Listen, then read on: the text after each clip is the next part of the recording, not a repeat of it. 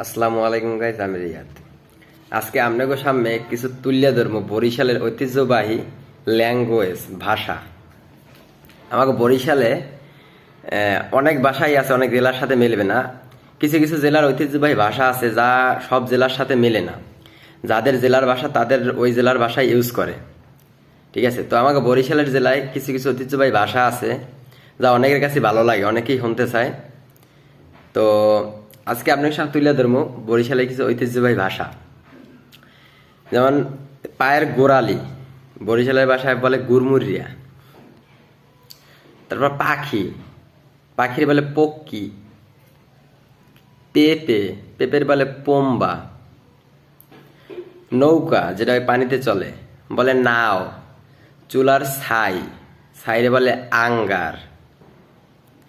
ঘুমানো বা শোয়া বলে কাইতা।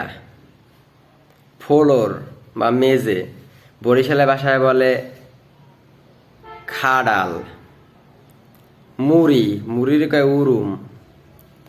পোয়া মাছ, বরিশালে বলে পোমা মাছ।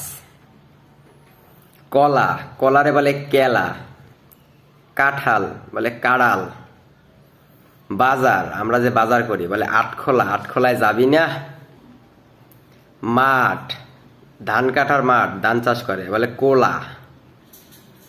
রান্না করার পাতিল বলে পাইলা। এবার পাইলাটা দে দিহি। দরজা, দরজারে বলে দুয়ার।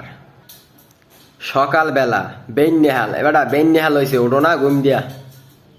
এখনো শীতেও বেন্যহাল হয়েছে, ওঠ। খাওয়া, কোনো কিছু খাওয়ারে বলে গেলা, গেলা হইছে। আজকে এই পর্যন্তই শেষ করলাম, পরবর্তীতে আবার কমু অনেক কি কি ভাষা আছে, এখন সব মনে পড়ে না। আসসালামু আলাইকুম।